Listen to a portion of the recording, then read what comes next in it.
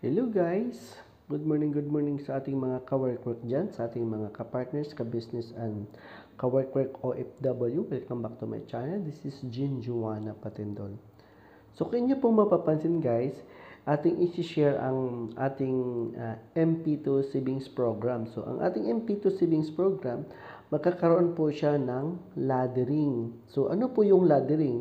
Dahil nga po sa ating pag-iipon sa ating Pag-ibig MP2, each individual po or bawat mamamayang Pilipino is magkakaroon po siya ng 5 accounts. So, let's say multiple accounts or laddering. So, bakit nga ba po laddering? So, ang ibig po sabihin ng laddering, let's say anong year na po tayo ngayon. So, December 7, 2023. So, kung tayo po ay magbubukas, so 2023, so matatapos ng 2023, di ba? So, ibig sabihin, kung meron tayong account sa 2023, pwede po tayong makapag-open ng panibagong account sa 2024.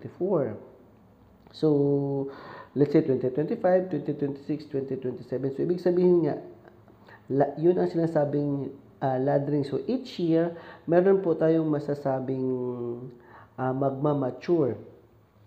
So, ang kagandahan po sa ating sinasabing MP2 sa ating pag-iipon is meron po siyang nowadays ang ating dividend rate or ang ating interest is about 5 to 7%.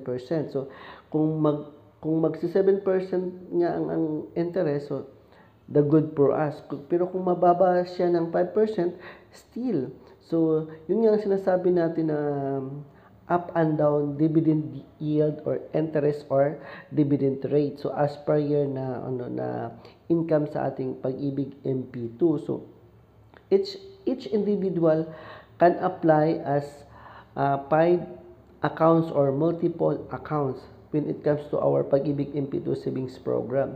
So yun po ang ating kagandahan sa pag-iimpok ng ating Pag-ibig MP2. So the bigger we open the account, the bigger the return. So let's say in my side, so I want to share it only in my side. So now I have 2 accounts. So my first account, meron na po siyang 199,000.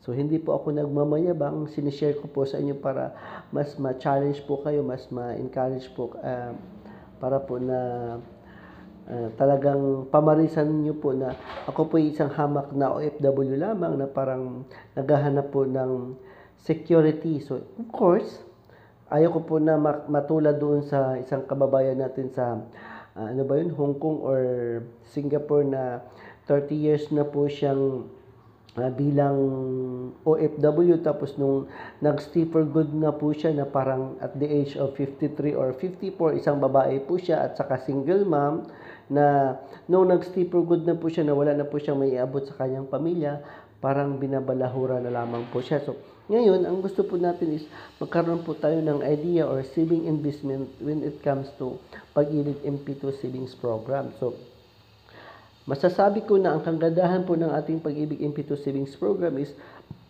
bawat individual or each individual is magkakaroon po siya ng multiple accounts or ang limit po niya is hanggang 5 accounts.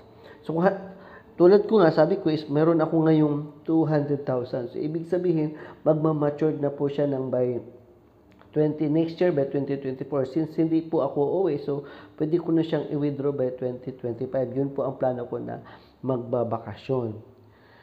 So, ito po yung dividend yield, interest, or dividend. Na ito po yung Pag-ibig MP2 Savings Program na tax-free.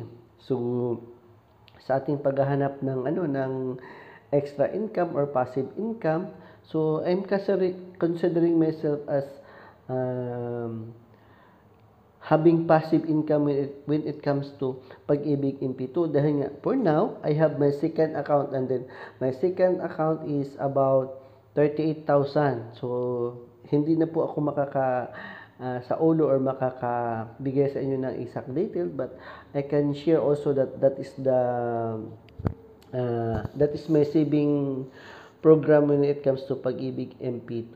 So for now, Hanggang doon na lamang po muna, pero kung inyo pong nagustuhan at nasundan ang ating pag-share, lalong-lalo na sa ating mga OFW, pwede po kayong mag-open ng inyong account.